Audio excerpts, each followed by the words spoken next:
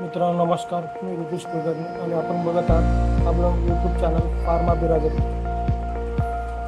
मित्रांनो,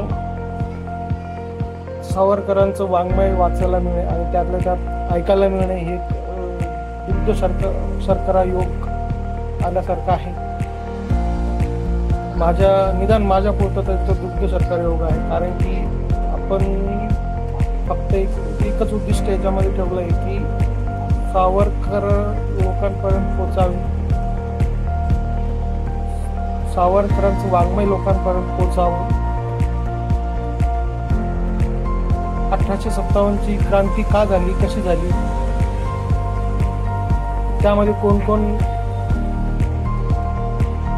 यासाठी आपल्या देशाला स्वातंत्र्य प्राप्तीसाठी कोण कोण लढले, त्यांचे या देशासाठीचं योगदान काय, हे सर्व या गोष्टी 1857चे स्वातंत्र्य समर या पुस्तकामध्ये स्वातंत्र्यवीर सावरकरांनी लिखित करून ठेवले आहेत. आपल्या देशाचा हा इतिहास आहे आणि या इतिहासाचं पुनर्जागरण करणे हे आपल्याच हातात आहे.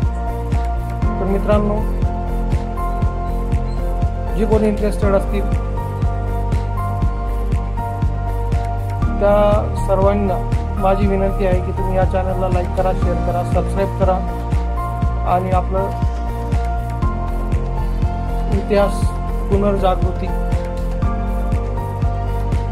करण्यासाठी थोडासा हातभार लावा.